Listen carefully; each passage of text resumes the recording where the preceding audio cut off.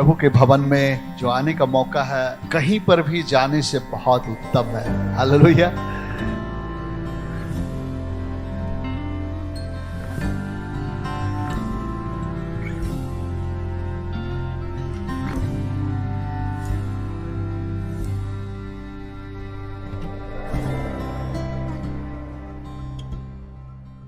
हम आप सबों को परमेश्वर के मीठी और मधुर नाम से ये संडे की सुबह में आपका स्वागत करते हैं। परमेश्वर भला है और उसकी करुणा सदा की है। हालेलुया।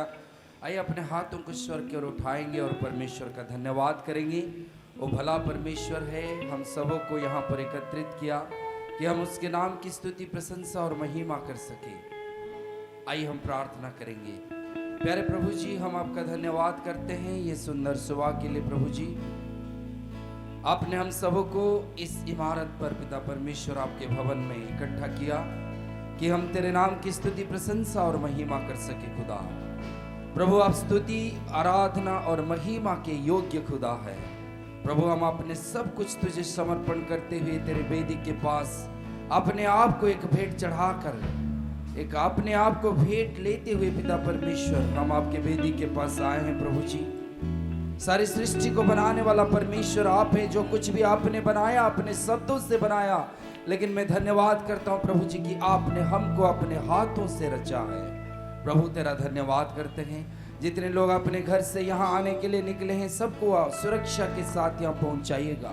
जो लोग किसी भी कारण से इस सत्र में आज अनुपस्थित है खुदा, उन्हें भी आप बहुतायत की आशीष दीजिएगा। प्रभु जी, हम सब मिलकर आपके नाम की स्तुति, प्रशंसा और महिमा करते हैं। आपकी उपस्थिति यहाँ पर है, इसलिए हम आपका धन्यवाद करते हैं।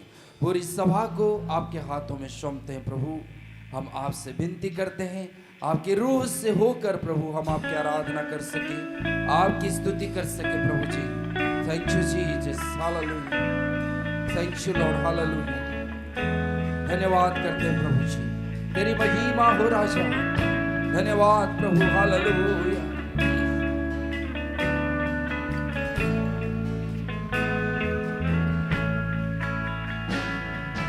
आराधना तेरी हो, आदर महिमा स्तुति प्रशंसा तुमको देते हैं। आराधना तेरी हो, आदर महिमा स्तुति प्रशंसा तुझको देते हैं। अपनी आवाजों को ऊंचा उठाकर गाते हैं तेरा ही नाम। हालेलुया, उसकी आराधना करें। ओ महान परमेश्वर की आराधना, तेरी महिमा हो।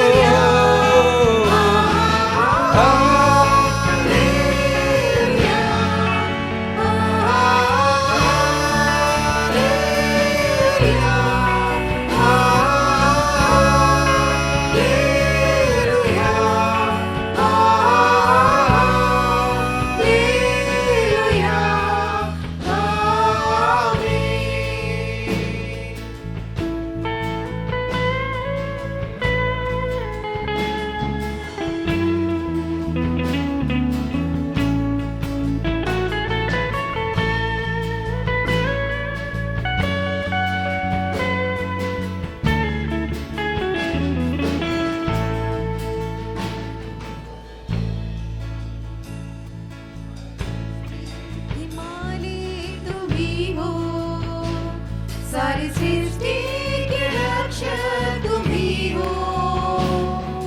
करते हैं तुझको सादर प्रणाम, गाते हैं तेरे ही गुणगान।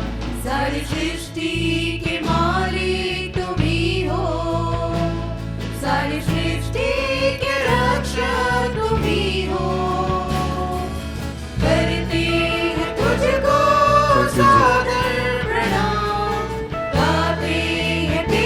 अपने हाथों को उठाकर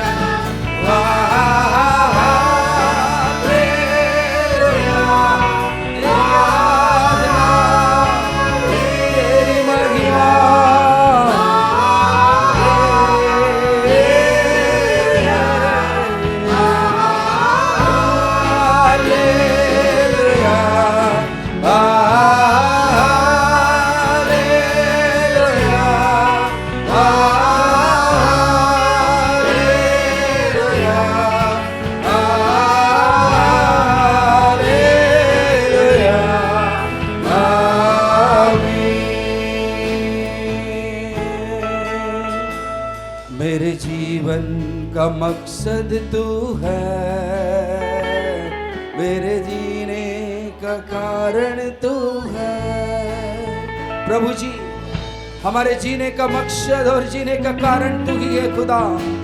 सारी सृष्टि को तूने अपने हाथों से नहीं रचाया, लेकिन मुझे और अपने हाथों से रचाया। मेरे नथनों में अपनी सांसें दी प्रभु। आइए उसकी आराधना करें और कहे, प्रभु जी मेरे जीवन का मकसद तू है, मेरे जीने का कारण तू है। मेरे जीवन का मकसद तू है, मेरे जीने का कारण तू है। मैं जीऊं या मरूं वो तेरे लिए है, तू मेरा प्रभु। मेरे जीवन का मकसद तू है, मेरे जीवन मेरे जीने का कारण तू है। मेरे जीवन का मकसद तू है। मेरे जीने का कारण तू है। मैं जीऊं या मरूं, मैं जीऊं या मरूं वो मेरे लिए है, तू मेरा प्रभु। मेरे जीवन का मकसद तू है, मेरे जीवन का कारण तू है। यीशुआ मेरे जीवन का मकसद तू है। मेरे जीने का कारण तू है। ओ हा हा हा हालेलुया, हालेलुया, हालेलुया। आइए उसकी आराधना करें, तेरी आराधना हो। हालेलुया,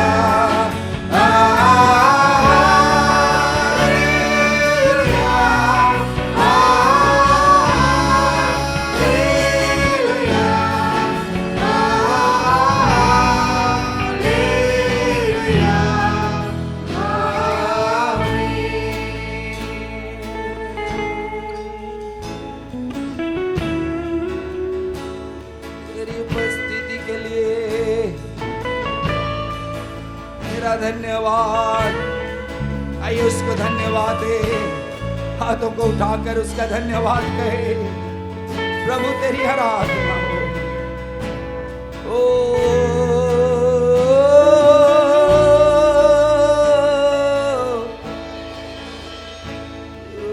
हालेलुया, तेरी आराधना हो खुदा। या मामा शेरिखा इन्ना खसो, तेरी आराधना, तेरी महिमा हो खुदा। पिता मेरे, खुदा मेरे, तेरी आराधना, तेरी महिमा।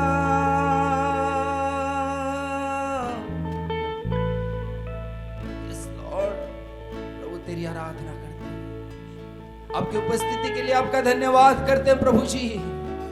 मेरे प्रिय परमेश्वर की उपस्थिति यहाँ पर है, उसकी भारी उपस्थिति में रहकर कहे, यहोवा चरवाहा मेरा, मुझे कोई घटी नहीं है। हमारे शत्रु के सामने मेज को बिछाने वाला परमेश्वर वो है। हर एक दुख मुसीबत में निकाल कर आज हमको जीवितों के बीच में इस जमीन पर, इस जगह पर इकट्ठा करने वाला परमेश्वर केवल वो है। आइए उसकी आराधना करें, उस गीतों को गाकर, यहोवा चरवाहा मेरा, मुझे कोई घटी नहीं है। Thank you Jesus, thank you Lord, hallelujah. यहोवा चरवाहा मेरा, कोई घटी मुझे नहीं है। हरी चराइयों में ले चलने वाला परमेश्वर वो है। हालेलुया।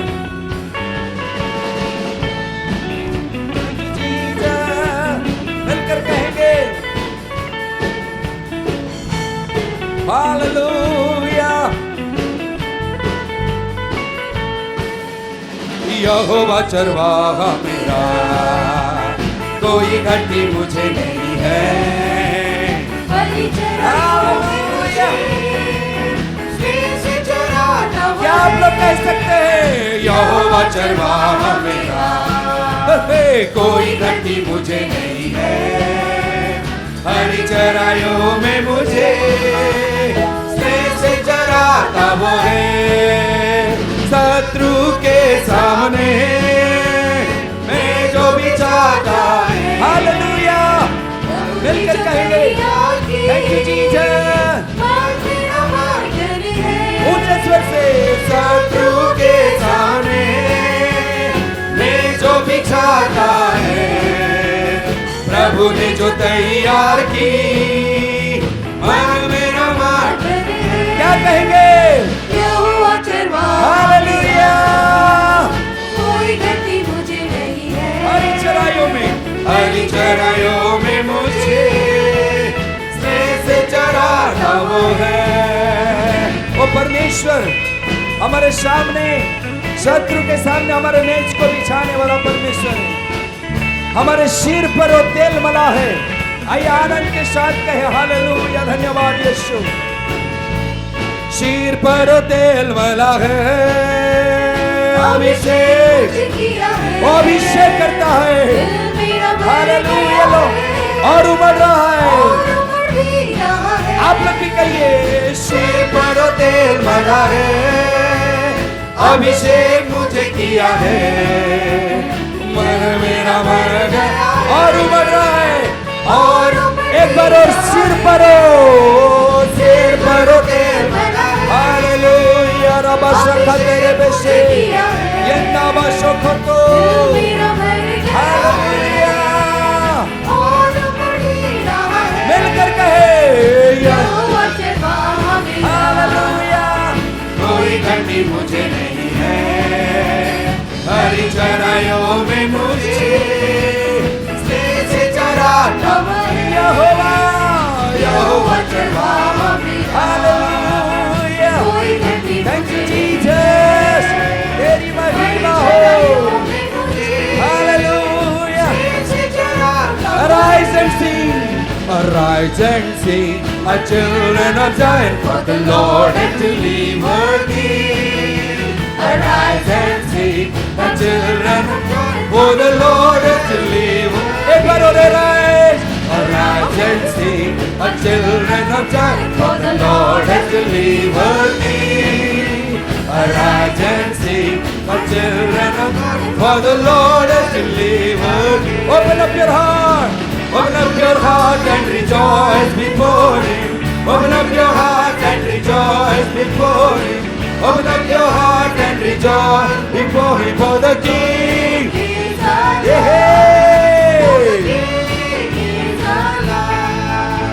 उठो और गाओ सियोन के संतानों, क्योंकि प्रभु ने छुटकारा, प्रभु ने वो छुटकारा देने वाला यीशु है।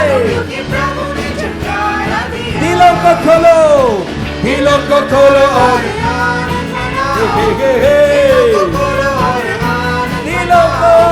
दिलों को खोलो और आनंद मनाओ, क्योंकि राजा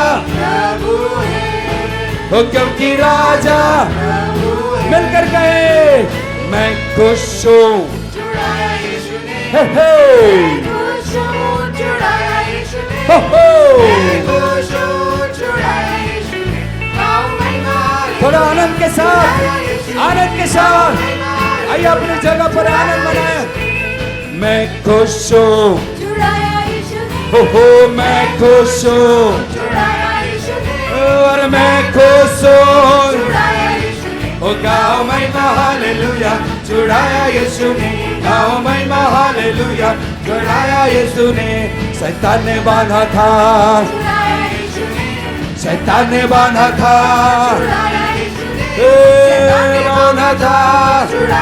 करेंगे। हालेलुया, मैं खुश हूँ, मैं खुश हूँ, मैं खुश हूँ, और मैं खुश हूँ, छुड़ाया यीशु ने, गाओ महिमा हालेलुया, छुड़ाया यीशु ने, गाओ महिमा हालेलुया, छुड़ाया यीशु ने। शालोम शांति और सलाम लाए हैं शालोम मेरे यीशु का पैगाम। तो गाओ हालेलुया, हालेलुया, हालेलुया, तो गाओ हालेलुया, तो गाओ मिलकर ऊंचे स्वर से तो गाओ हालेलुया, तो गाओ हालेलुया, बरसात तेरे तेरी आराधना हालेलुया, तो गाओ हालेलुया, तो गाओ हालेलुया, हालेलुया, तो गाओ हालेलुया,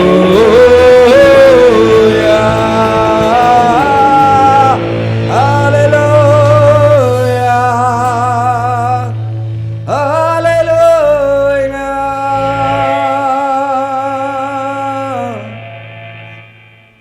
यस जीसस, तेरी आराधना हो खुदा।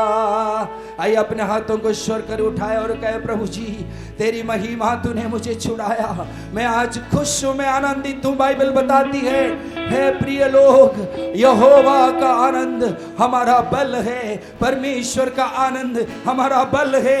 आज हम डिक्लेयर करते हैं, we are glad of you lord, we love you Jesus, we love you father.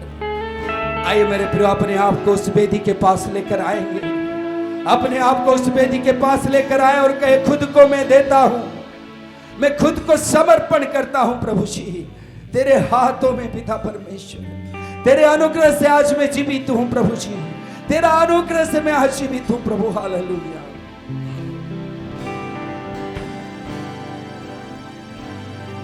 Thank you Jesus.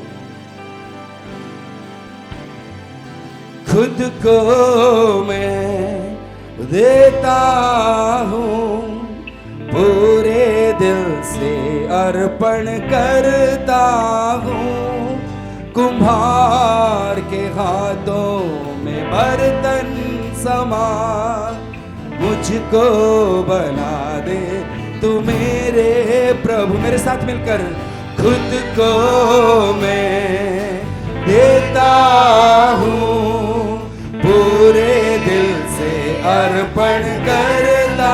कुम्हार के हाथ, कुम्हार के हाथों में बर्तन समान, मुझको बना दे, मुझको बना दे तुम। एक बार और कहेंगे मिलकर मेरे साथ, खुद को मैं देता हूँ, पूरे दिल से अर्पण करता हूँ, कुम्हार के हाथों में बर्तन समान, मुझको बना दे तू मेरे प्रभु।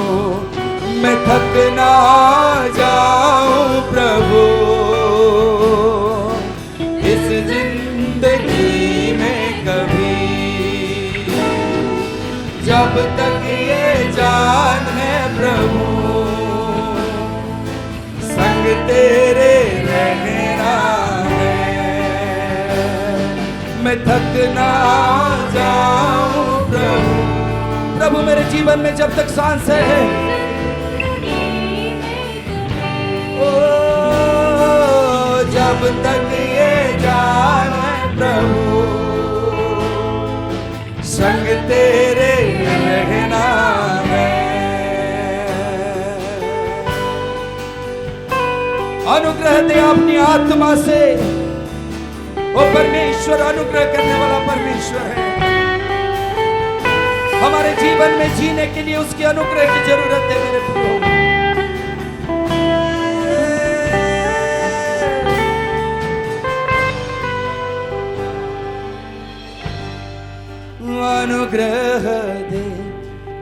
आत्मा से, ताकि बना रहूं मैं सर्वदा।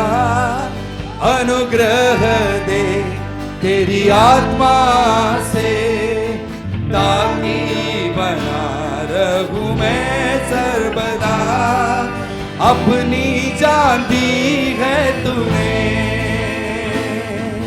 यीशु में तेरा हूँ। आइए मिलकर कहेंगे, अपनी जान दी है तूने, यीशु में तेरा हूँ, यीशु में तेरा हूँ।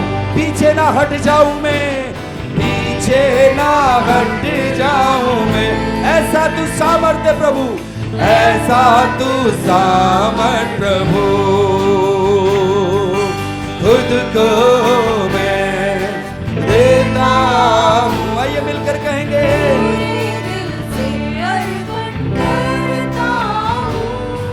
कुम्हार के हाथों में बर्तन समा, मुझको बना दे तू मेरे प्रभु।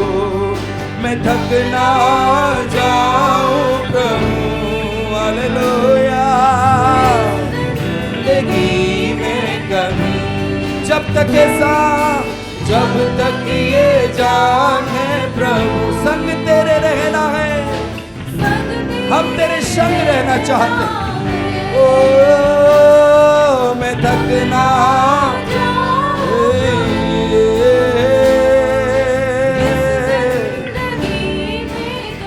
जब तक ये, जब तक ये। धन्यवाद।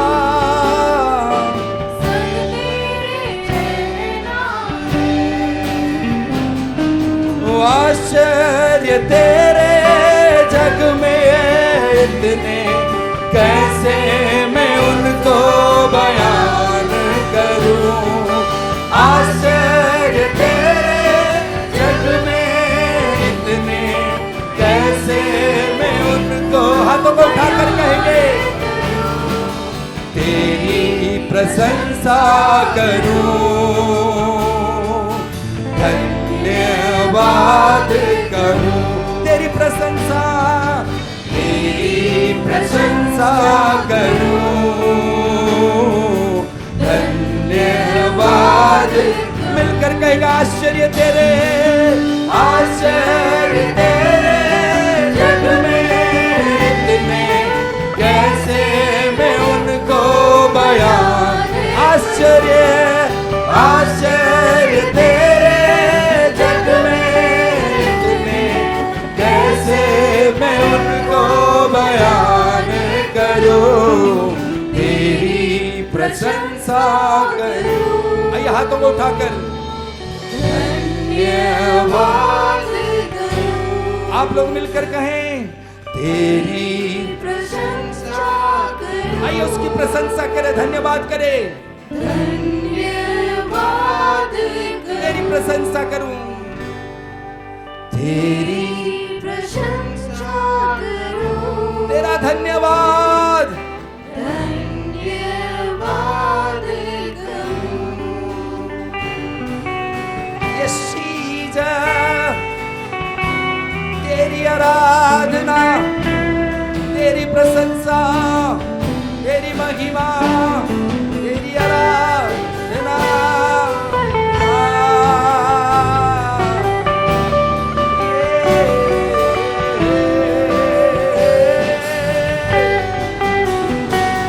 तेरी आराधना, तेरी प्रशंसा।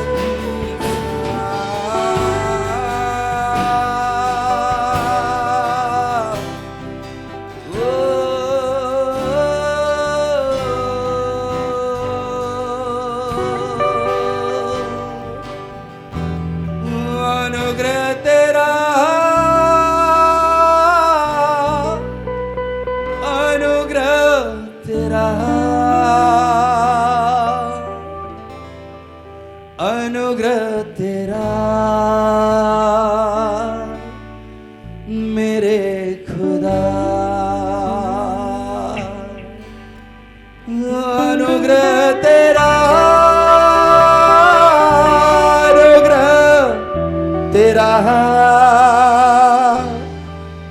अनुग्रह तेरा मेरे पिता,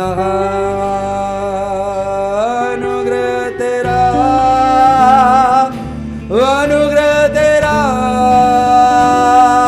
अनुग्रह तेरा,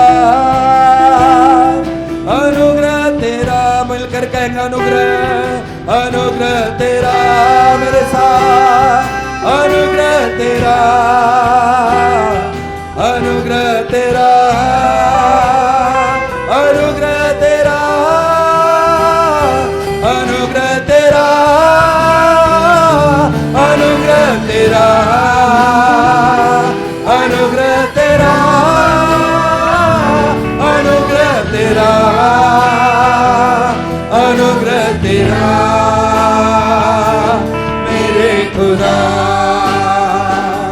अनुग्रह तेरा मेरे खुदा, अनुग्रह तेरा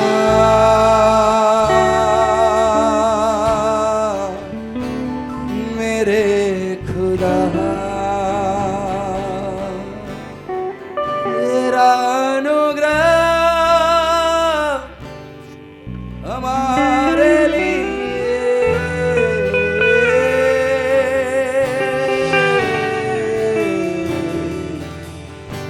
काफी है खुदा, अनुग्रह, अनुग्रह, अनुग्रह, अनुग्रह, अनुग्रह, अनुग्रह तेरा।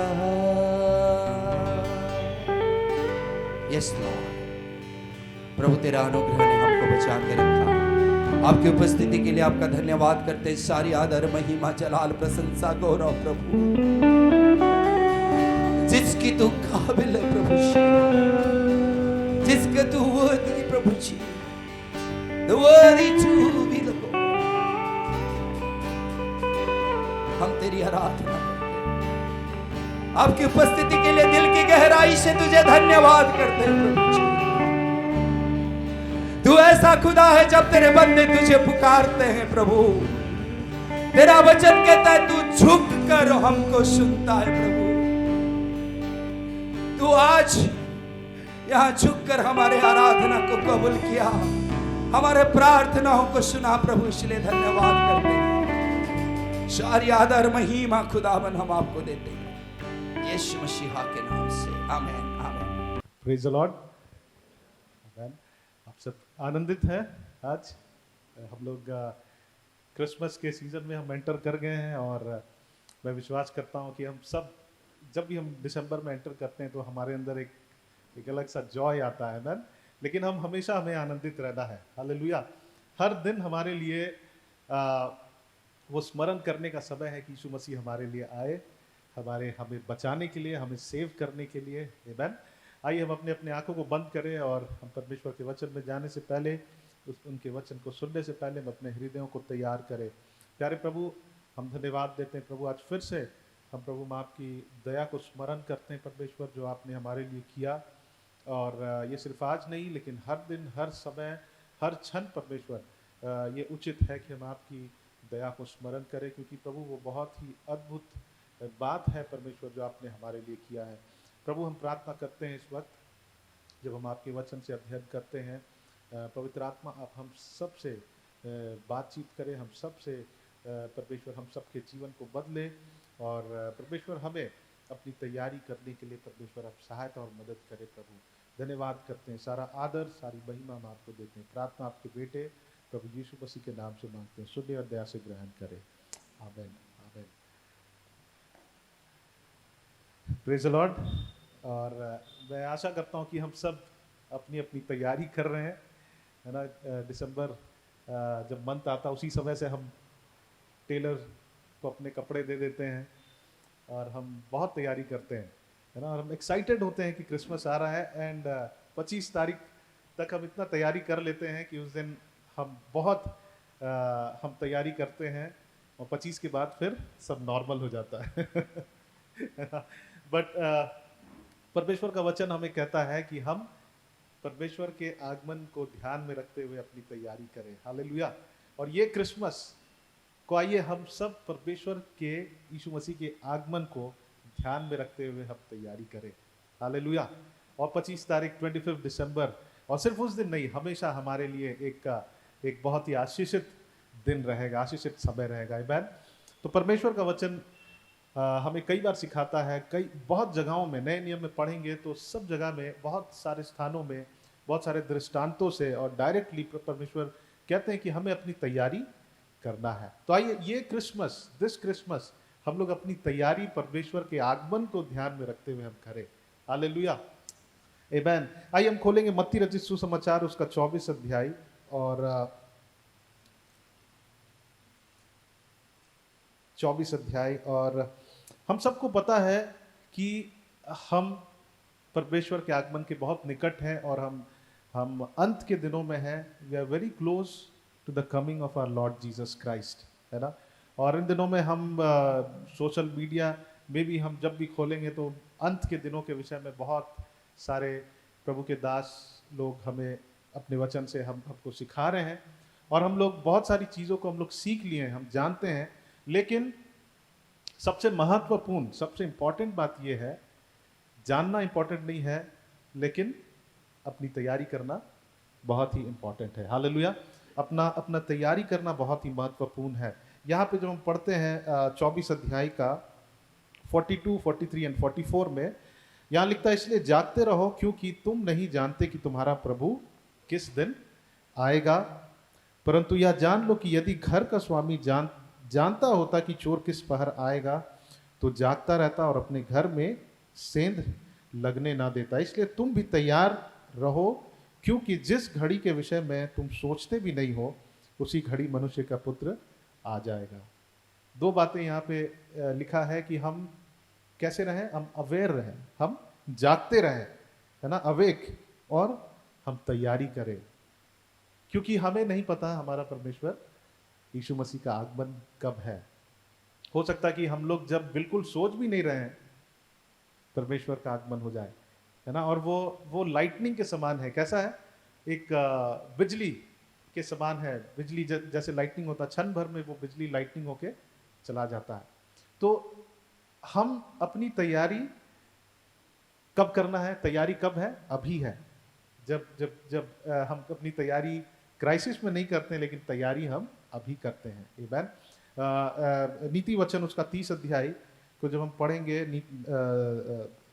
प्रोवर्ब्स चैप्टर 30 और उसका 24 पद में लिखता है, 24, 25, 26, 27 और 28, ये 4 छोटे जंतुओं के विषय में लिखता है। और वो चारों जंतु जो हैं वो बहुत ही बुद्धिमान है ना, लेकिन वो बहुत छोटे हैं। सब में निर्बलता देखा जाता है, और चींटी सबसे छोटा है। और वहां पे लिखता, पृथ्वी पर 4 छोटे जंतु जो अत्यंत बुद्धिमान है। चींटियां निर्बल जाति तो है, परंतु धूप काल में अपनी भोजन वस्तु बटोरती है। कैसे समय में? धूप काल में, है ना। आई मीन एक संघर्ष का समय होता है, धूप अच्छा नहीं लगता, बट देन वो उसी समय अपने लिए भोजन को तैयार करती है, ताकि वो ठंडे के मौसम में वो उसे, क्योंकि वो ठंडे के मौसम में उसे अपने भोजन को बटोरने की जरूरत ना पड़े, उसके पास में फूड सप्लाई इनफ हो, तो वो अपना तैयारी करता है। और चींटी बहुत ही छोटा है, छोटा जंतु है, लेकिन वो धूप काल में अपनी तैयारी करता है, वो इतना बुद्धिमान है।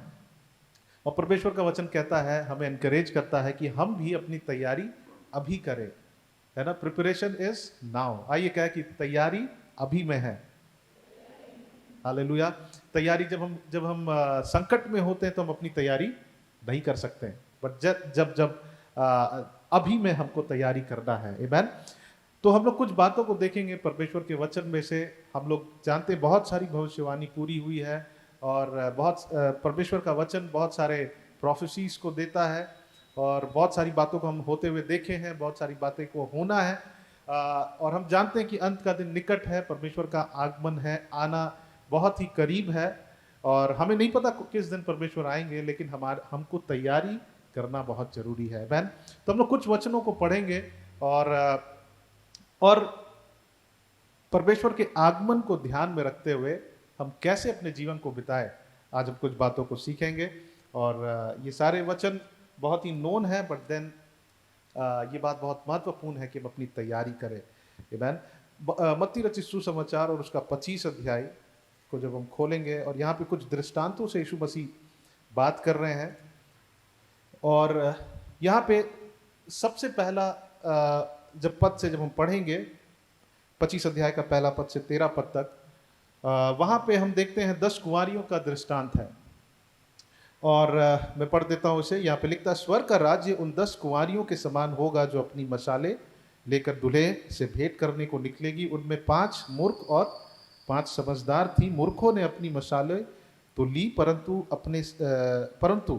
अपने साथ तेल नहीं लिया, परंतु समझदारों ने अपनी मशाले के साथ अपनी कुप्पियों में तेल भी भर लिया। जब दूल्हे के आने में देर हुई तो वे सब ऊँघने लगी और सो गई। आधी रात को धूम मची, देखो दूल्हा आ रहा है, उससे भेंट करने के लिए चलो। तब वे सब कुंवारियां उठकर अपनी मशाले ठीक करने लगी। और मूर्खों ने समझदारों से कहा, अपने तेल में से कुछ हमें भी दे दो, क्योंकि हमारी मशाले बुझी जा रही है। परंतु समझदारों ने उत्तर दिया, कदाचित यह हमारे और तुम्हारे लिए पूरा ना हो। भला तो यह है कि तुम बेचने वालों के पास जाकर अपने लिए मोल ले लो। जब वे मोल लेने को जा रही थी तो दूल्हा आ पहुंचा, और जो तैयार थी वे उसके साथ विवाह के घर में चली गई और द्वार बंद किया गया। इसके बाद वे दूसरी कुंवारियां भी आकर कहने लगी, हे स्वामी, हमारे लिए द्वार खोल दे।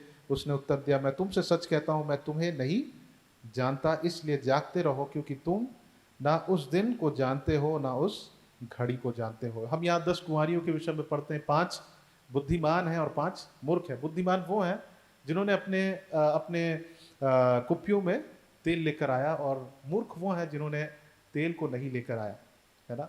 दोनों प्रतीक्षा कर रहे हैं, दोनों वेट कर रहे हैं, बट 5 तैयार हैं और 5 तैयार नहीं है। जब हम यहूदी जब विवाह को के विषय में आप जब पढ़ेंगे, वहाँ पे ऐसा है, जब यहूदी लोग का जो विवाह होता है, जब उनका इंगेजमेंट होता है एक ब्राइड और ब्राइडग्रूम का, तो इंगेजमेंट होने के बाद उनको पता नहीं होता है कि अब उनका वेडिंग कब है, शादी कब है। जैसे हम लोगों को पता होता है, हम लोगों को पता होता है डेट कब है, हम लोग कार्ड भी छपवा लेते हैं, लेकिन उनको नहीं पता होता है ना। उनके जो पिता होते हैं, है ना, वो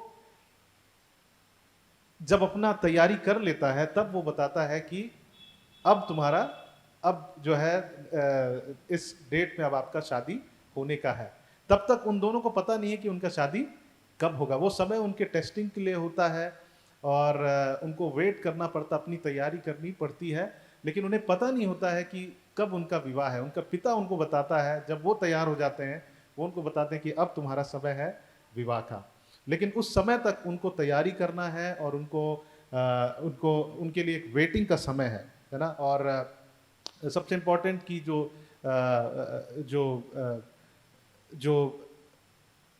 जिसके उस ब्राइड का जिसके साथ शादी होने का है, उस दुल्हन का समय रहता है कि वो अपने आप को प्रूव करे कि वो एक कुंवारी है ना। तो ये एक समय टेस्टिंग का और वेटिंग का होता है, और उन्हें पता नहीं रहता है कि कब उनके पिता बता देंगे, है ना। जब वो बताएंगे तब उनको तैयार हो जाना है, अब उनका विवाह होगा। तो वैसे ही यहाँ पे हम देखते हैं 6 पद में कि आधी रात को धूम मची, देखो दूल्हा आ रहा है, उसने भेंट करने के लिए कहा कि चलो। सडनली एक अनाउंसमेंट हुआ कि दूल्हा आ रहा है, और उसका कोई सर्टेनिटी नहीं था कि वो कब आ रहा है, लेकिन अचानक से एक अनाउंसमेंट हुआ कि दूल्हा आ रहा है। और तब हम देखते हैं कि जितने कुंवारी तैयार थे, है ना, तब वे सब कुंवारियां उठकर अपनी मसाले ठीक करने लगी।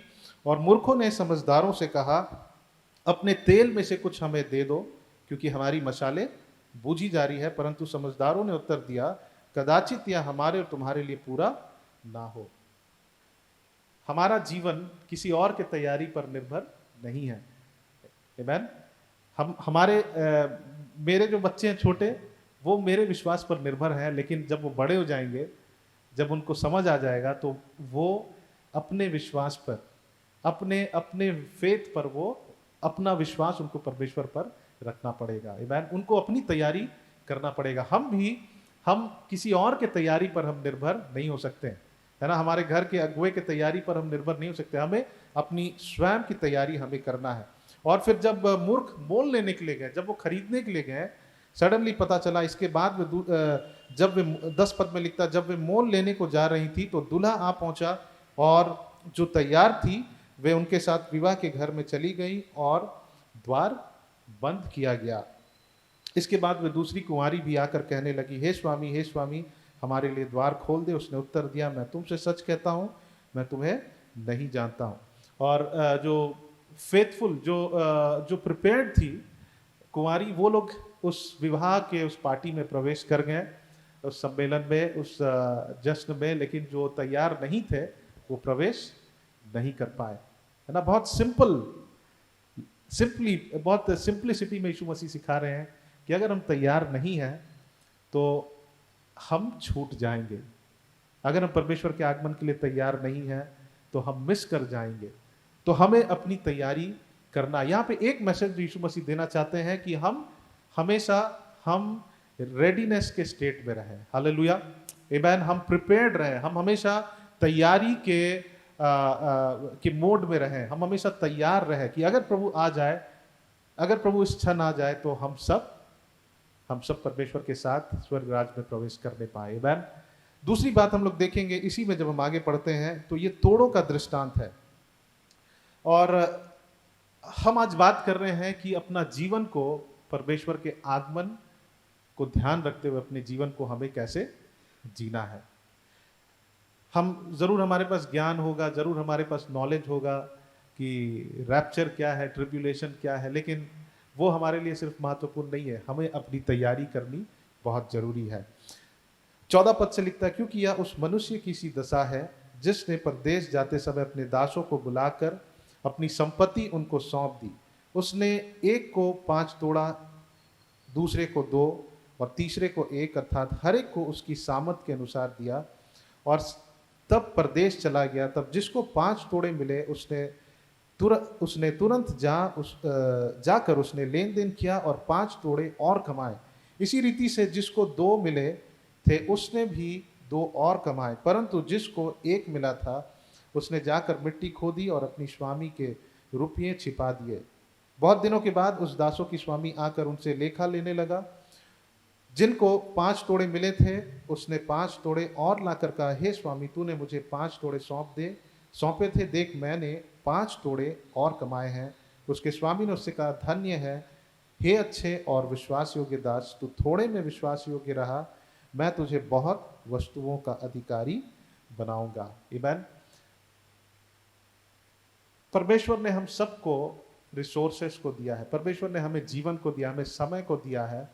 और जब परमेश्वर आएंगे, जब यीशु मसीह आएंगे, वो हमसे लेखा लेंगे कि हमने अपने उन रिसोर्सेस के साथ जो परमेश्वर ने हमें दिया है, हमने उसके साथ क्या किया, है ना। हमारे पास जो चीज़ें हैं, हमारे पास जो वेल्थ है, हमारे पास हम जो पोजेस करते हैं, हमारे पास जो कुछ भी है, हम उसके साथ हम ऐसा अपने जीवन को जिए कि परमेश्वर का आना निकट है और परमेश्वर मुझसे लेखा लेगा कि मैं उन चीज़ों के साथ मैंने क्या किया है। आमीन। लूका रचित सुसमाचार और उसका 17 अध्याय में और उसका 19 पद में वहाँ पे भी ये सेम चीज़ को लिखता है। और वहाँ पे लिखता है, हम पढ़ेंगे लूका 17 अध्याय,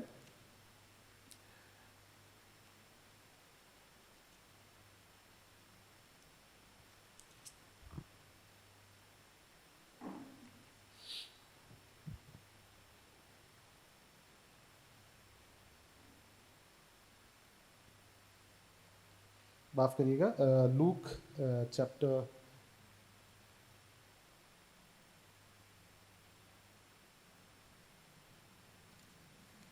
लूका रचित सुसमाचार, मैं वो मिस कर रहा हूँ, 19, यस, चैप्टर 19 एंड वर्स 17। यहाँ पे लिखता है, उसने उससे कहा, धन्य हे उत्तम दास, तू बहुत ही थोड़े में विश्वास योग्य निकला, अब 10 नगरों पर अधिकार रख। आमीन। जो विश्वास योग्य थे उससे कहा कि तुम अब 10 नगरों पर अब तुम क्या हो गए, मालिक हो गए। तो ये सारी बातें जो है, जब हम इस पृथ्वी पर हैं, जब हम यहाँ पर विश्वास योग्य रहेंगे, जब परमेश्वर का आगमन होगा, परमेश्वर का राज्य में, आने वाले किंगडम में परमेश्वर हमें और भी बड़ी बड़ी जिम्मेवारियों को देंगे, और भी बड़े रोल को देंगे। अगर हम यहाँ छोटी बातों पर हम विश्वास योग्य नहीं हैं, परमेश्वर हमें उन बड़ी बातों में भी विश्वास योग्य नहीं समझेंगे। तो दूसरी बात हम ये देखते हैं, परमेश्वर का वचन कहता है कि हमारे पास जो है समय है, हमारे रिसोर्सेस हैं, हमारे पास वेल्थ है, हम उनको, उन सारी चीज़ों को हम उनके साथ हम ऐसा जिए कि जब परमेश्वर आएंगे तो वो हमें पाएंगे कि हमने उसके साथ क्या किया है, उसके साथ और भी प्रोड्यूस किया है। हालेलुया। परमेश्वर चाहता है कि हम प्रोडक्टिव बने, हम मल्टीप्लायर बने। हम अपनी जितनी भी चीज़ें, हमारे टैलेंट्स, हमारे रिसोर्सेस, हमारा जीवन, हमारा समय, उन सब के साथ हम क्या करें, हम कुछ प्रोड्यूस करें। जो उत्पादित नहीं है, परमेश्वर उनसे बहुत ही नाराज था। जो वो व्यक्ति वो बहाना मारता है कि प्रभु आप मैंने इसे छिपा के रखा है, मैं कहीं ये खो ना जाए, कहीं ये बर्बाद ना हो जाए, तो मैंने इसको छिपा कर रखा है ना। हमारे पास में जब प्रभु यीशु मसीह आएंगे, हम उन्हें ऐसे ऐसे रीजंस, एक्सक्यूजेस को दे नहीं पाएंगे कि परमेश्वर मैंने जो आपने मुझे दिया था मैं उसे बचा कर रखा हूँ, मैं ये वापस आपको देता हूँ। परमेश्वर उससे खुश होते हैं जो मल्टीप्लाई करते हैं, आमीन, जो अपने जीवन में और भी प्रोडक्टिव होते हैं, प्रोड्यूस करते हैं। और जब हम थोड़े में विश्वास योग्य होते हैं, परमेश्वर हमें और भी बड़ी बड़ी चीज़ों के लिए हमें विश्वास योग्य समझेंगे। आने वाले उस किंगडम में, आने वाले उस राज्य में परमेश्वर हमें और भी बड़े जिम्मेवारियों को देगा, और भी बड़े रोल्स को देगा। तो दूसरी बात हम ये देखते हैं कि परमेश्वर के आगमन को ध्यान में रखते हुए जो परमेश्वर ने हमें दिया है उसके साथ हम क्या रहे, हम विश्वास योग्य रहें, उसके साथ हम और भी प्रोड्यूस करें। जो हमारे पास समय है, जो हमारे पास समय है उसको हम मल्टीप्लाई करें, हम उसको इस्तेमाल करें।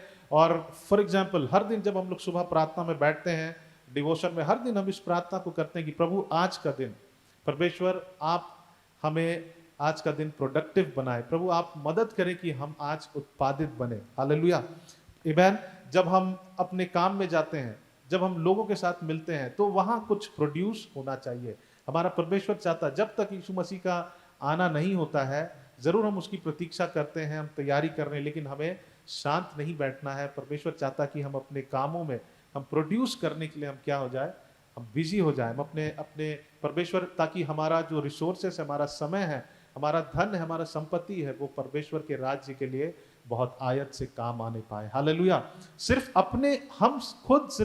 हम मल्टीप्लाई ना हो, लेकिन हमारे पास जो भी है उससे हम परमेश्वर के राज्य के लिए हम एक आशीष का कारण बनने पाए। हम अपने जीवन में जो कुछ भी है हम उसे जांचें कि क्या है, हमारे पास समय है, हमारे पास रिसोर्सेस है, हमारे पास हो सकता है हमारे पास बुद्धि है, हमारे पास समझ है, हमारे पास कुछ आइडियाज है, हमारे पास परमेश्वर ने जो भी हमें दिया है, हम उसको क्या करें, हम परमेश्वर के राज्य के लिए हम उसको प्रोड्यूस करें, हम मल्टीप्लाई करें, हम गुना करें, उसको मल्टीप्लाई कर दें। आमीन।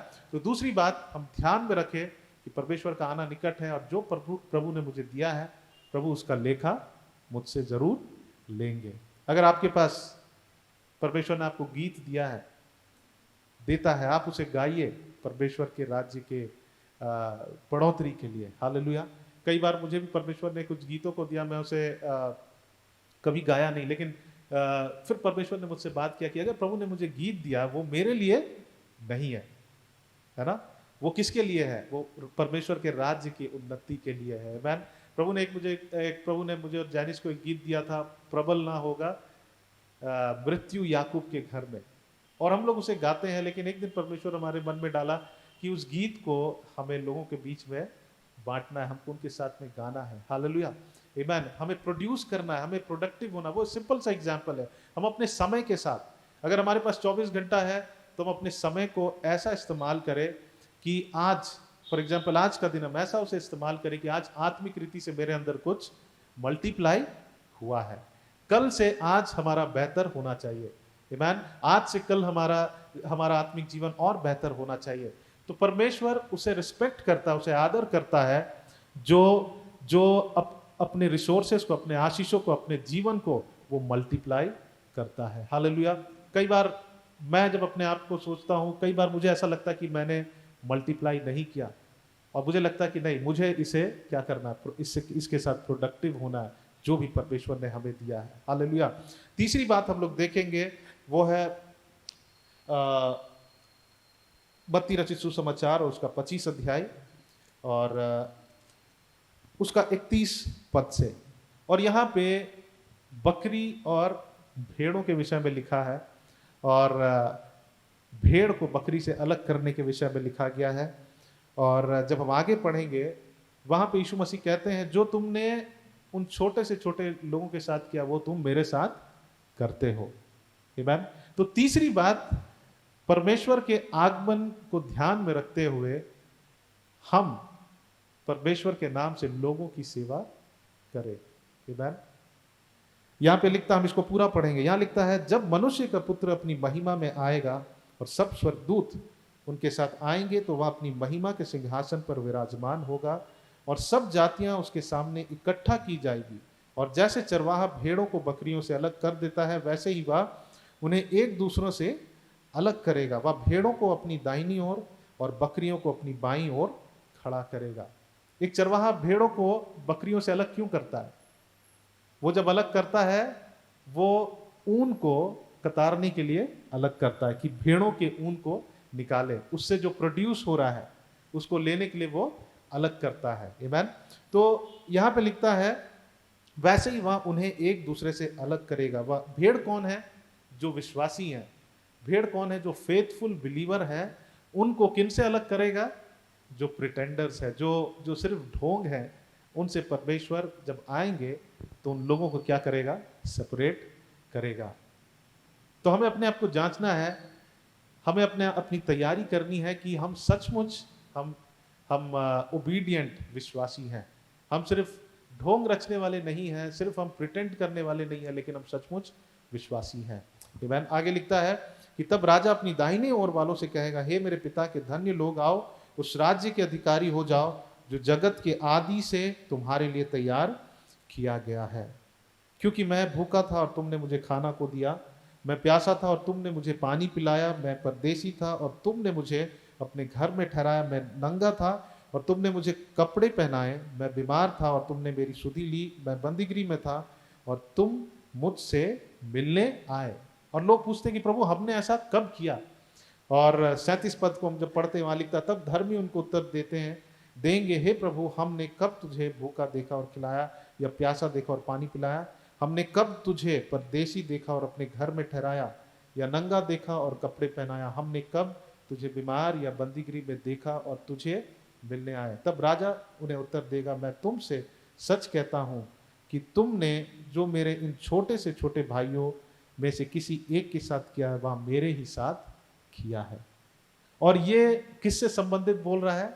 परमेश्वर के आने से संबंधित। जब प्रभु आएंगे तो वो जरूर जांचेंगे, परखेंगे कि हमने लोगों के साथ क्या किया। वो जो छोटे से छोटे लोग हैं, जो ऐसा नहीं कि सिर्फ जो गरीब है, लेकिन जो जरूरतमंद है, जो नीडी है ना, क्या हमने उनको हेल्प किया? क्या हमने उनकी सहायता किया? क्या हमने उनको मदद किया? जब हम उनको करते हैं तो हम किन को करते हैं? हम परमेश्वर यीशु मसीह को जो हम उनको कर रहे हैं उनके साथ करते हैं। हालेलुया, आमीन। तो हम ध्यान में रखें परमेश्वर के आगमन को, और हम लोगों की सहायता करें, लोगों को हेल्प करें। हालेलुया, आमीन। हम कई बार हम सोचते हैं कि हम अपने आप आत्मिक जीवन में बढ़ रहे हैं, है ना, वो हमारे लिए बस बहुत इंपॉर्टेंट होता है, वो काफ़ी होता है। लेकिन नहीं, परमेश्वर कहता है कि जब प्रभु यीशु मसीह आएंगे तो वो भेड़ और बकरियों को अलग करेंगे, है ना। एक तरफ भेड़ों को करेंगे, एक तरफ बकरियों को करेंगे, और वो कहेंगे कि तुमने जो मेरे साथ किया है मैं उसके लिए तुमको रिवॉर्ड देता हूँ। जो हम सीक्रेट में करते हैं, जो हम उनके साथ करते हैं, परमेश्वर हमको सीक्रेट में हमको रिवॉर्ड करेगा। हालेलुया, परमेश्वर उसका इनाम हमको देगा। तो तीसरी बात कि हम परमेश्वर के आगमन को ध्यान में रखते हुए हम परमेश्वर के नाम से लोगों की क्या करें? सेवा करें। हालेलुया, लोगों की सेवा करें। जो लोग हमारे साथ अच्छे हैं उनकी सेवा करना हमारे लिए बहुत इजी होता है, आसान होता है। लेकिन परमेश्वर चाहते हैं कि हम उन लोगों की भी सेवा करें जिन्हें हम पसंद नहीं करते हैं। एंड डेफिनेटली परमेश्वर उस बात के लिए हमारी न्याय करेगा कि ठीक है, जो तुम्हारे साथ अच्छे थे उनकी आपने सेवा किया, लेकिन उन लोगों के लिए तुमने क्या किया जब वो नीड्स में थे। यीशु मसीह, हम इस बात को हमेशा हम लोग याद करते हैं कि यीशु मसीह लोगों को किस दृष्टि से देखते हैं। उनकी ज़रूरतों को देखते हैं। हालेलुया। जब भी यीशु मसीह ने उन भीड़ को देखा तो उसने क्या कहा? यीशु मसीह को तरस आया। क्यों? क्योंकि वो लोग नीडी थे, वो लोग ज़रूरतमंद थे। डेफिनेटली उसमें पापी लोग थे, ऐसे लोग थे जो पाप से भरे हुए थे, पापी थे, लेकिन परमेश्वर यीशु मसीह उनको किस दृष्टि से देखा? उनकी ज़रूरतों को देखा। आमीन। और उनको तरस आया। हमें भी उस तरस से भरना है और परमेश्वर के आगमन को ध्यान में रखते हुए हमें लोगों की क्या करना है? सहायता करना है। आमीन। आमीन। आइए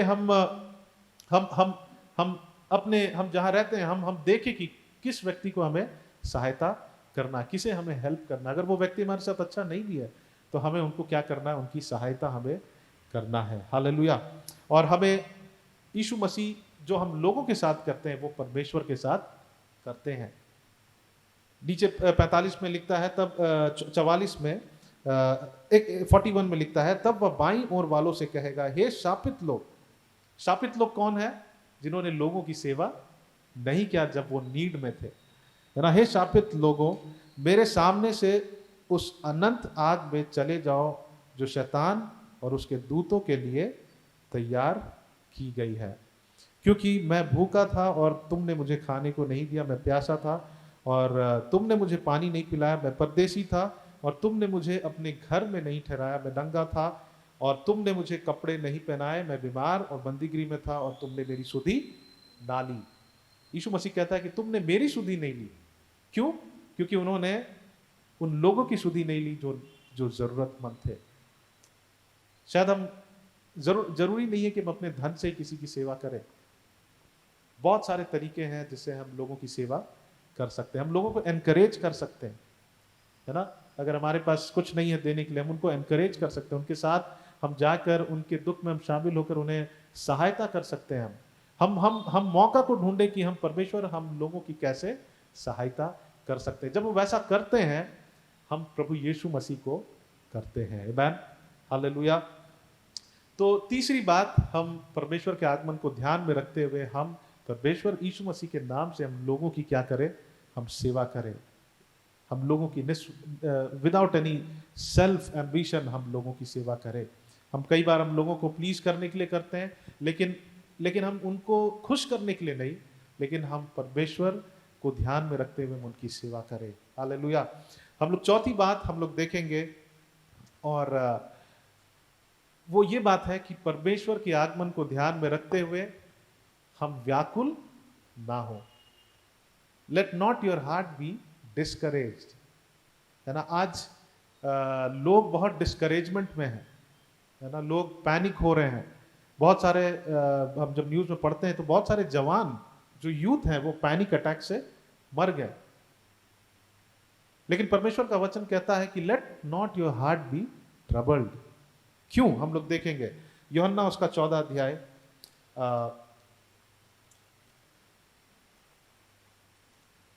और उसका 1 पद से जो हम पढ़ेंगे, जॉन चैप्टर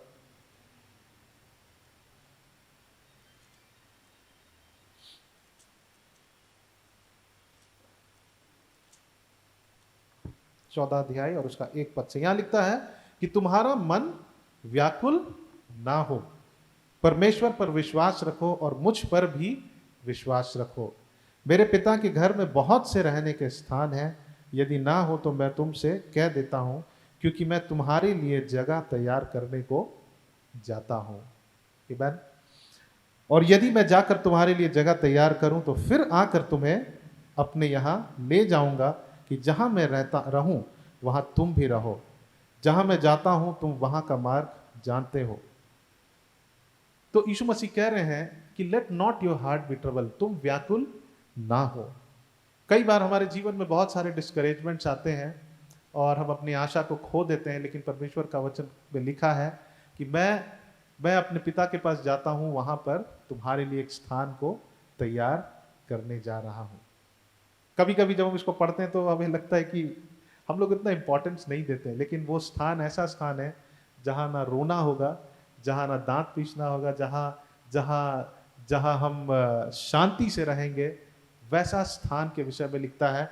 क्या लिखता है कि यदि मैं जाकर तुम्हारे लिए जगह तैयार करूं तो फिर आकर तुम्हें वहां ले जाऊंगा जहां मैं रहूं, वहां तुम भी रहो। हालेलुया, आमेन। आप एक्साइटेड नहीं है उस स्थान के लिए? क्या ये आपको सिर्फ कहानी लग रहा है?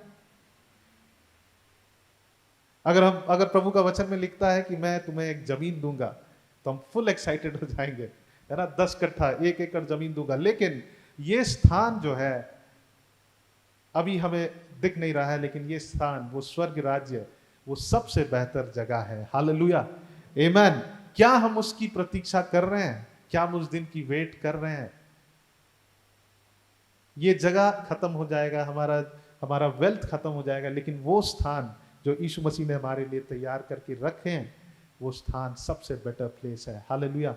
इसलिए जब हम उस गीत को गाते हैं, सियोन देश हमारा देश, रहते हैं हम परदेश, जाएंगे हम अपने देश। जब हम उस गीत को नहीं जानते थे तो मुझे वो गाना सुनकर बहुत डिस्करेज फील होता था कि एक तो हम लोग कब्र में किसी को हम बरी कर रहे हैं और हम लोग ऐसा गीत गा रहे हैं कि हम भी यहाँ से चले जाएंगे। मतलब बाद में मुझे समझ में आया कि अगर हम इस पृथ्वी पर हम एकदम चीज़ों को पृथ्वी से इतना प्यार करेंगे तो वो हमारे लिए बोझ हो जाएगा और हम ऊपर जाने के लिए हम रेडी नहीं रहेंगे।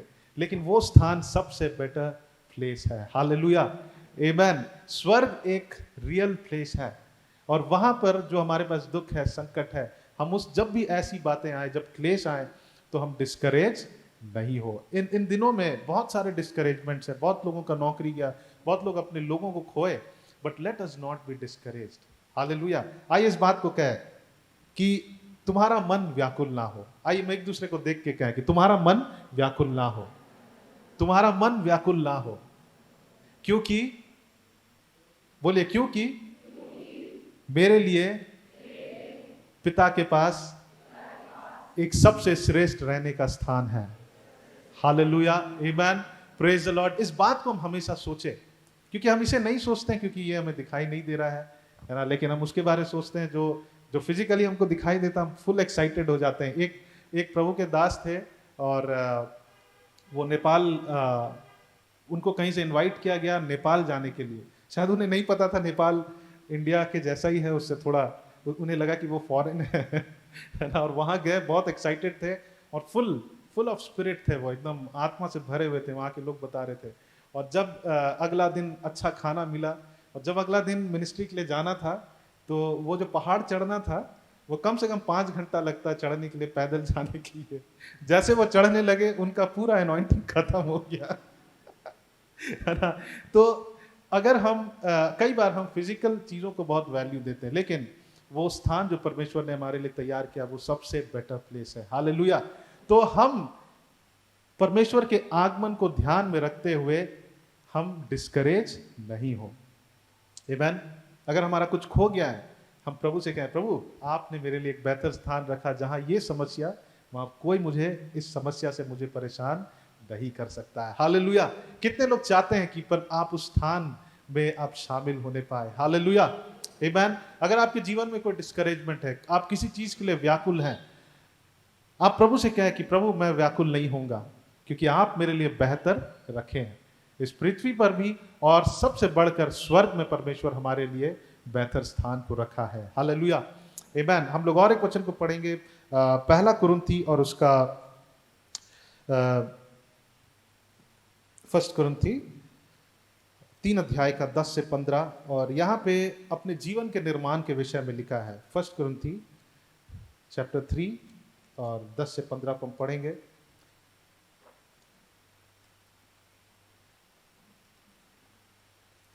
और आखिरी बात हम लोग देखकर फिर हम लोग अंत करेंगे। और यहाँ पे लिखता है कि परमेश्वर के उस अनुग्रह के अनुसार जो मुझे दिया गया है, मैंने बुद्धिमान राजमिस्त्री के समान नींव को डाली है।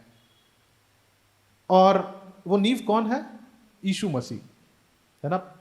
और आगे लिखता है कि और दूसरा उस पर रद्दा रखता है, परंतु हर एक मनुष्य चौकस रहे कि वह उस पर कैसा रद्दा रखता है। अपने जीवन का निर्माण हम परमेश्वर के आगमन को ध्यान में रखते हुए हम अपने जीवन का निर्माण करें। आमेन।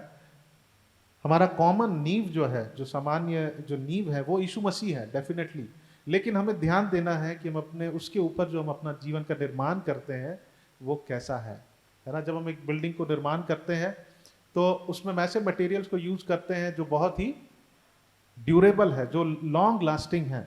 और आगे में लिखता है क्योंकि उस नींव को छोड़ जो पड़ी है और वह यीशु मसीह है, कोई दूसरी नींव नहीं डाल सकता। और यदि कोई इस नींव पर, नींव यीशु मसीह, डेफिनेटली हम सब यीशु मसीह पर विश्वास करते हैं, लेकिन उसके ऊपर जो हमारा जीवन का निर्माण हो रहा है ना। जब मैं भी एक सिविल इंजीनियर हूँ, और जो आर्किटेक्ट होता है, सिविल इंजीनियर होता है, वो प्लान को देता है ना, और उस प्लान के अनुसार कोई घर को बनाता है ना, उस ब्लूप्रिंट के अनुसार। वैसे ही यीशु मसीह परमेश्वर के इच्छा और योजना के अनुसार हमें अपने जीवन का निर्माण करना। डेफिनेटली यीशु मसीह हम सब का नींव है, हम सब यीशु मसीह पर विश्वास करते हैं, लेकिन कुछ लोग होते हैं जो उसका निर्माण के लिए जो मटेरियल्स यूज करते हैं डिफरेंट होते हैं। कुछ लोग होते हैं ऐसे मटेरियल्स को यूज करते हैं जो ड्यूरेबल होते हैं, जो लॉन्ग लास्टिंग होते हैं। और यहाँ पे लिखता है यदि कोई इस नींव पर सोना या चांदी या बहुमूल्य पत्थर, ठीक है, फिर आगे नेक्स्ट चीज लिखता है, या काठ या घास या फूस का रद्दा रखे, तो हर एक का काम प्रकट हो जाएगा, क्योंकि वह दिन उसे बताएगा, इसलिए कि आग के साथ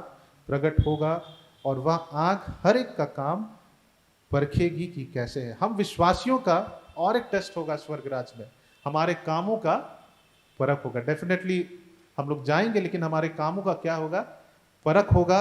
और अगर हमने अपने जीवन को काट या घास या फूस से हमने रद्दा को रखा है, तो वो ऐसी चीजें हैं जो आग से क्या हो जाती है, जल जाती है।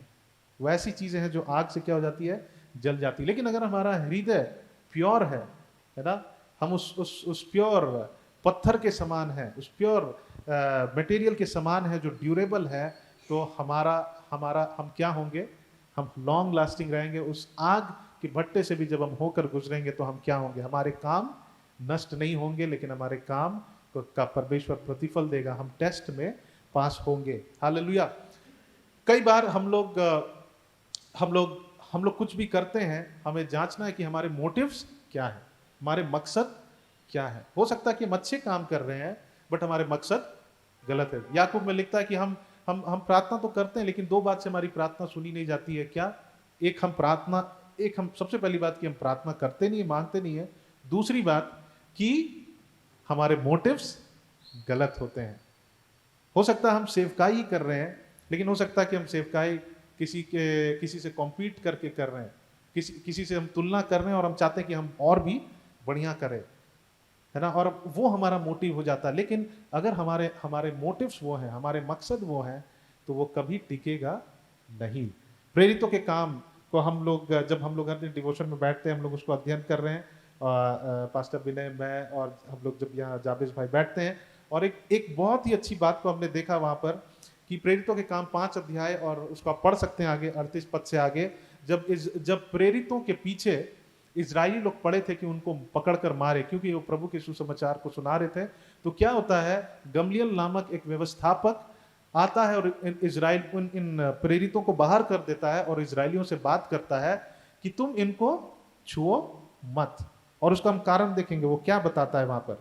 प्रेरितों के काम 5 अध्याय और उसका 38 में लिखता है, गमलियल नामक एक व्यवस्थापक है जो इजरायलियों से कह रहा है, जो प्रेरितों को मारना चाहते हैं, कह रहा है कि इसलिए अब मैं तुमसे कहता हूं, इन मनुष्यों से दूर रहो। किनसे? इन प्रेरितों से, प्रभु के सेवकों से। क्यों?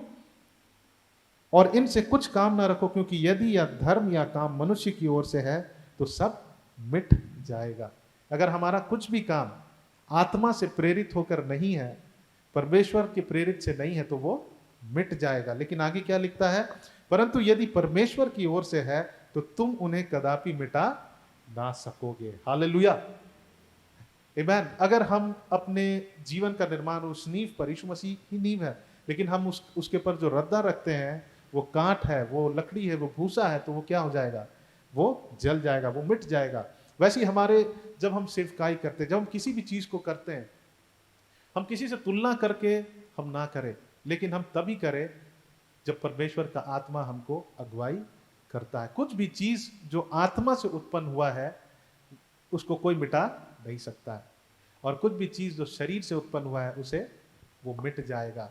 जो कांट है, जो रद्दा कांट और वो भूसा और उन सारे मटेरियल्स पर रखता है, जो अपने जीवन का निर्माण ऐसी चीज़ों से करता है जो जो आग में जल जाएगा, वो कैसी चीज़ें हैं? वो शरीर के काम है, वो शरीर के काम है। हम अगर किसी से कंपटीशन करते हैं, अगर हम किसी से जलन रखते हैं, किसी हम कुछ भी कर रहे हैं, अगर हमारा मोटिव्स गलत है तो वो क्या है? शरीर के काम है। लेकिन हम जो भी करते हैं हम पवित्र आत्मा से प्रेरित होकर करें। हम पवित्र आत्मा की अगुवाई से जब हम करेंगे तब हम टिके रहेंगे। हालेलुया, आमीन। और मैं विश्वास करता हूं कि कलीसिया अगर परमेश्वर से प्रेरित होकर चल रही है ना, एक मिनिस्ट्री, वो कभी उसको शैतान मिटा नहीं सकता है। हालेलुया, आमीन। भले सताव आ जाए, भले कुछ आ जाए, लेकिन अगर वो परमेश्वर का काम है तो अगर वो लोग सताव करेंगे, वो किससे लड़ रहे हैं? आगे क्या लिखता है? कहीं ऐसा ना हो कि तुम परमेश्वर से भी लड़ने वाले ठहरो। हालेलुया, वो लड़ाई वो हमसे नहीं लेकिन परमेश्वर से कर रहे हैं। इसीलिए आइए हम अपने जीवन का निर्माण हम परमेश्वर की योजना के अनुसार करें। हम अपनी नहीं, मनुष्य की सोच के अनुसार नहीं, लेकिन जब हम परमेश्वर की योजना के अनुसार करते हैं, उसके प्लान्स एंड पर्पस के अनुसार, जब एक आर्किटेक्ट एक प्लान को देता है, डिजाइन को देता है, उसके अनुसार जब घर बनता है ना, तो वो बिल्कुल परफेक्ट बनता है। इस बिल्डिंग को भी निर्माण करने के लिए एक आर्किटेक्ट ने डिजाइन दिया, और इस बीम में कितना, ये जब जो बीम होता है, सब बीम को हम एक ही साइज का नहीं बना सकते हैं। जैसे जैसे बिल्डिंग का साइज इंक्रीज होता है, वैसी लोहा का साइज भी इंक्रीज होता है, और जो लोहे के नंबर है वो भी इंक्रीज होता है ना। तो वो डिजाइन उन्होंने दिया, उसके अनुसार हमने इसको बनाया। अगर हम इसके अंदर 10 mm का 10 रॉड को डालेंगे तो ये छत गिर जाएगा, है ना। वैसी अगर परमेश्वर की योजना के अनुसार हम अपने जीवन का निर्माण करेंगे तो क्या होगा? हम जलेंगे नहीं, हमारा काम क्या होगा? बने रहेगा। आमीन। आखिरी बात हम लोग देखेंगे, दूसरा तिमोथी उसका 4 अध्याय, दूसरा तिमोथी, और हम लोग अंत करेंगे दूसरा तिमोथी 4 अध्याय और उसका 1 से